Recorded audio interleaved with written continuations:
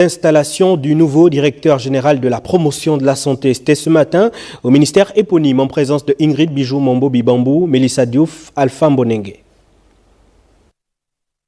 Nommé en Conseil des ministres du 25 juin 2024, le docteur Amel Boubendi Zobaba est le désormais nouveau directeur général de la promotion de la santé. Installé ici par le professeur Adrien Mougougou, par ailleurs ministre de la Santé, en présence de ses plus proches collaborateurs.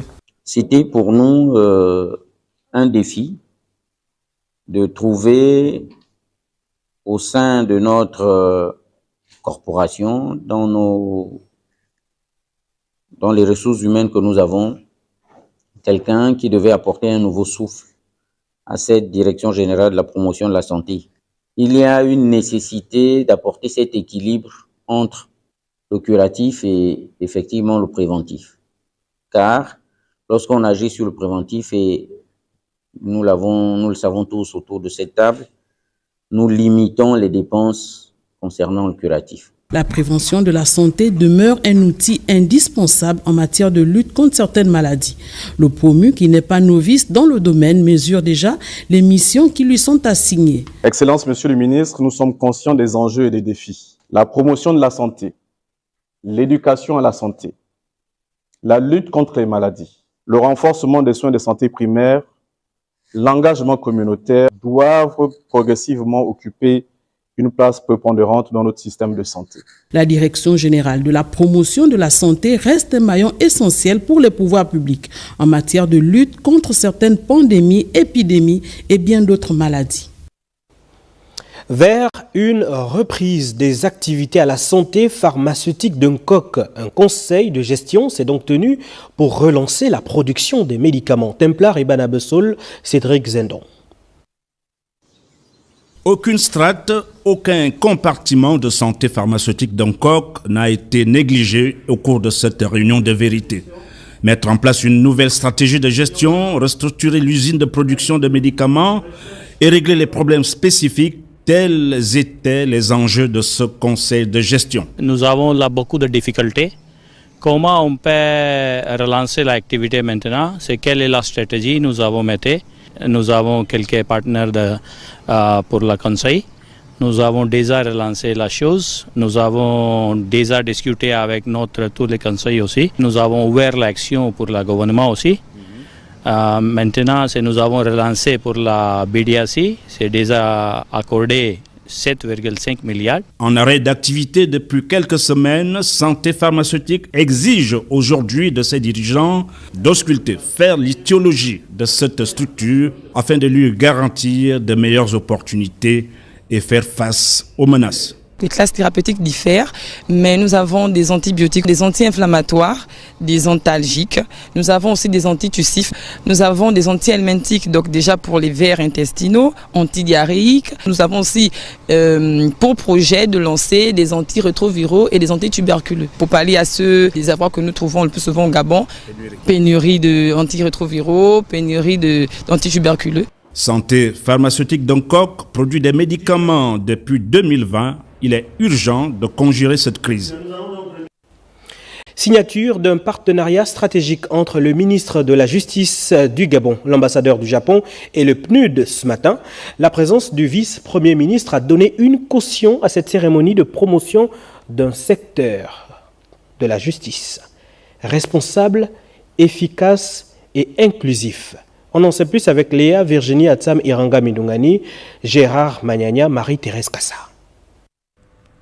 La signature de ce partenariat stratégique entre le ministère de la Justice, le Japon et le Programme des Nations Unies pour le développement vient ici matérialiser l'engagement du Japon envers la transition démocratique du Gabon. Cette collaboration prometteuse, mise en œuvre avec le soutien technique du PNUD, se concentrera sur 3 principaux axes. Pendant les 2 prochaines années, nous verrons des améliorations importantes, notamment à travers la construction, l'équipement d'infrastructures judiciaires, y compris la réhabilitation de l'école de la magistrature, le renforcement des capacités et la formation continue du personnel, et la fourniture des équipements et de la digitalisation du système judiciaire. Ce projet de plus d'1 milliard de nos francs marque l'engagement des autorités gabonaises à faire de la promotion de la restauration de la justice un axe majeur de la transition. Sans justice, il n'y a pas de démocratie utile, pas de sécurité dans le développement de notre pays. Et nous voulons effectivement restaurer non seulement les institutions, mais redonner de la sérénité dans l'administration de la justice. Je remercie Monsieur le Vice-Premier ministre, effectivement, qui vient donner sa caution, n'est-ce pas, à cette cérémonie. Et Madame le ministre de la Réforme des institutions, la politique mise en œuvre par le président de la transition, qui tente à restaurer les institutions de notre pays, est en œuvre. Notons que la signature effective de ce projet intervient quelques mois après l'organisation de la première convention annuelle du système judiciaire qui a eu comme résultat une feuille de route pour la réforme du système judiciaire au Gabon. Un signal fort démontrant la volonté du pays à avoir des institutions fortes. Libreville va abriter dans les prochaines semaines un forum ministériel régional sur l'intelligence artificielle. L'échange entre le ministre de la Communication et des Médias et le représentant résident de l'UNESCO a permis de faire un point détaillé du niveau d'organisation de l'événement. Patrick Simangoy, Rodrigue Simangoy, Gérald Ifunji. L'opérateur équato-guinéen du groupe Everfin Holding et la Poste SA du Gabon signe un mémorandum d'entente sur les services à valeur ajoutée et les nouvelles technologies, un aboutissement heureux d'une relation qui sera fermée davantage entre les deux entités sous la houlette du ministre gabonais de la Communication et des Médias. Vous voyez que ces accords sont déjà validés pratiquement au haut niveau. Donc, en tant qu'opérateur économique, il faudrait que nous puissions aussi raffermir ces liens d'intégration entre nos peuples, entre notre sous-région et peut-être dans le monde entier. Donc c'est un sentiment de joie. Aujourd'hui que nous avons pu, après de longs mois de discussions, nous avons pu aujourd'hui paraffer ces accords d'entente. Donc je suis complètement satisfait de ce que nous avons fait aujourd'hui sous l'égide de Madame la ministre. C'est le premier pas qui permet ici au groupe Everfin Holding et à la Poste SA de désormais travailler pour définir ensemble les axes de coopération en matière de nouvelles technologies de l'information et de la communication à destination des populations. Aujourd'hui, une étape a été franchie. Donc, les deux équipes de projet vont être mises en place afin de pouvoir très rapidement faire des propositions donc, sur les différents axes de coopération. Les soumettre donc à notre ministère de tutelle, donc à Madame le ministre de la Communication et des Médias, afin que nous puissions mettre en place surtout l'étape suivante, c'est-à-dire la signature d'un contrat commercial gagnant-gagnant qui va permettre de définir exactement avec précision ce que vont faire chacune des parties. La Poste SA du Gabon et le groupe Everfin Holding de Guinée équatoriale s'engagent à travers cet acte de grande portée à offrir aux populations les services audiovisuels de qualité. Voilà, vous avez plutôt suivi la signature du mémorandum d'entente entre la Poste SA et Everfin Holding SA. Suivons à présent cette rencontre entre le représentant résident de l'UNESCO et le ministre de la Communication. En prélude au forum ministériel régional sur l'intelligence artificielle que Libreville abritera dans un avenir proche, le représentant résident de l'UNESCO est venu faire ici avec la ministre de la Communication et des Médias, Laurence Ndong, le point sur le niveau de l'organisation, de la participation des acteurs sous-régionaux, des thèmes qui meubleront les ateliers et les dates retenues pour accueillir cet événement. Nous avons discuté de ces questions-là et il a été aussi sujet de la mission que j'ai entreprise au Kenya pour prendre part au forum sur l'intelligence artificielle en Afrique de l'Est et de la conférence sur les politiques de l'intelligence artificielle qui s'est tenue à Paris. Autre sujet développé par les deux personnalités, la semaine de l'éducation aux médias et à l'information prévue fin octobre prochain dans la capitale gabonaise pour préparer la jeunesse gabonaise contre la désinformation, le discours de haine et la manipulation à un an de l'organisation de la présidentielle 2025. Cette semaine de l'éducation aux médias et à l'information est très très très importante, en particulier au Gabon, étant entendu que le thème sera sur l'information d'intérêt public. La prochaine semaine de l'éducation aux médias et à l'information devra déboucher sur un résultat positif susceptible d'impacter la société.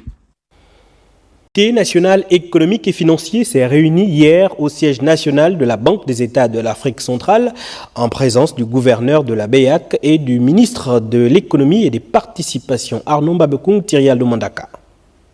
La réunion trimestrielle du Comité national économique et financier met autour d'une même table les membres du gouvernement de la Banque des États de l'Afrique centrale, notamment son gouverneur, et le secrétaire général de la COBAC, Commission bancaire de l'Afrique centrale. Autour du ministre gabonais de l'économie et des participations, il s'est agi pour les partis d'examiner la santé financière et économique de notre pays. L'objectif de cette réunion, c'est de faire le point sur la situation économique nationale, des agrégats macroéconomiques, mais également la situation monétaire, financière, la situation du régime d'échange. Et tout ceci a été passé en revue pour voir quelle est l'évolution depuis les 3 derniers mois de la situation macroéconomique de notre pays. Alors, sur les principaux indicateurs, il est observé que les indicateurs de croissance sont plutôt positifs et donc les projections que nous avons faites en début d'année vont sans doute être atteintes, voire peut-être même un peu dépassées. Nous avons également regardé les éléments de dette, naturellement la dette conventionnée, mais aussi les éléments de dette non conventionnés, pour voir comment ces éléments se situent par rapport aux critères de convergence de la CEMAC. Là aussi, il n'y a pas de grande inquiétude et il y a un travail qui est fait en vue d'apurer notamment le stock de dette de notre pays. Il faut le rappeler, les comités nationaux économiques et financiers dans l'espace CEMAC calculent et publient, suivant les modalités fixées par la BEAC, les taux effectifs globaux et seuils d'usure moyens nationaux, ainsi que l'indice des prix et services financiers, conformément à la réglementation en vigueur dans l'espace précité. À la suite de cette réunion trimestrielle, le comité national et les participants ont convenu de travailler davantage afin que les quelques difficultés relevées soient gommées. Le gouvernement, à travers l'initiative pour la transparence dans les industries extractives, organise depuis le 22 juillet une série de sensibilisations et de consultations. Ces différentes rencontres s'inscrivent dans le cadre du processus de validation par le secrétariat de l'ITIE. Marie, Sophie, Sheila Mebalé, Jean-Gérard Miindou, chez Limanéa. Renforcer les capacités des parties prenantes et élargies du secteur privé en matière de mise en œuvre de l'évaluation du processus de l'initiative pour la transparence dans les industries extractives, c'est l'objectif que se sont assignés les membres du groupe multipartite Haïti Gabon depuis le début de cette semaine, d'abord à Port-Gentil, puis à Libreville. Nous sommes là pour discuter avec les parties prenantes parce que le GMP est constitué de gens qui représentent l'administration d'un côté, les sociétés privées d'un autre côté, les sociétés publiques et la société civile. Mais également les salariés, les populations environnantes et tout ça qui doivent être au courant des activités que nous menons. Le représentant de l'Union minière, pour sa part, revient sur l'objectif de cette rencontre. L'objectif de la sensibilisation est justement de répondre aux questions que se posent les opérateurs, de leur expliquer le bien fondé des données qu'ils consolident. La démarche est une démarche volontaire initiée par l'État gabonais. Prenant part aux échanges, les participants se disent satisfaits de la tenue de cet atelier. Nous sommes là dans une initiative de réintégration. Et après le rapport produit en 2021, l'idée ici est que les opérateurs économiques, du moins du secteur minier que nous représentons, que nous puissions en fait bien prendre la mesure de ce qui se fait ici pour que lorsque le pays réintégrera l'initiative pour les industries extractives, nous ne puissions plus commettre une quelconque erreur au démarrage. La Chambre est le garant, le protecteur donc des intérêts des opérateurs économiques. À l'issue de ces consultations, les parties prenantes sont informées de la consultation prévue pour l'équipe de validation du secrétariat international de l'ITIE à la mi-septembre 2024. Allez, ici à la primature, une réunion liée à la situation énergétique d'un coq s'est tenue ce matin en présence de plusieurs membres du gouvernement. Balbin Samova, Francis Ifunda, Peter Manfumbi, Mwandimbu. Le Premier ministre de la Transition, Raymond Dongsima, a présidé une séance de travail sur la zone d'investissement spécial d'Ongkok en présence de plusieurs membres du gouvernement et des responsables de la zone d'investissement spécial d'Ongkok. Monsieur le Premier ministre nous a rappelé que la zone économique d'Ongkok a été une première en Afrique centrale et comme en Afrique de l'Ouest. Elles existaient ailleurs dans le monde, mais le Gabon a été l'un des premiers pays à implanter une zone économique spéciale en Afrique. Et aujourd'hui, nous sommes suivis par plusieurs autres pays. Donc il est question pour nous aujourd'hui de rester compétitif parce qu'en économie, un acquis n'est jamais définitif. Donc il faut qu'on regarde notre zone économique aujourd'hui, quelles sont ses forces, ses faiblesses, qu'est-ce qui pourrait faire que les entreprises qui y sont soient de plus en plus compétitives pour qu'elles puissent créer davantage d'emplois parce que nous avons aussi la question du chômage des jeunes qu'il faut résorber. Symbole de réussite et un bassin d'emploi à forte croissance, la zone d'investissement spécial d'Ongkok est devenue au fil des années une référence mondialement reconnue et s'impose comme un passage obligé de tous les hôtes de marque qui visitent le Gabon, tant sa réussite est éclatante et son modèle est très inspirant, fait école dans d'autres pays. C'était une initiative louable de la part du Premier ministre du gouvernement qui nous a réunis ici aujourd'hui pour parler de 3 questions essentielles. L'attractivité de la zone, la compétitivité de la zone et nous préparer à faire face à la concurrence à venir des pays voisins qui aujourd'hui se déploient à mettre en place des zones économiques dans le secteur forestier. Nous allons mettre en place un cadre de travail avec les différents sectoriels afin de pouvoir répondre à ces 3 problématiques posées par le Premier ministre. Le gouvernement veut davantage créer des conditions d'une zone d'investissement compétitif. À ce titre, un comité d'experts se réunira en septembre prochain pour définir les mécanismes inhérents à cette compétitivité. Le comité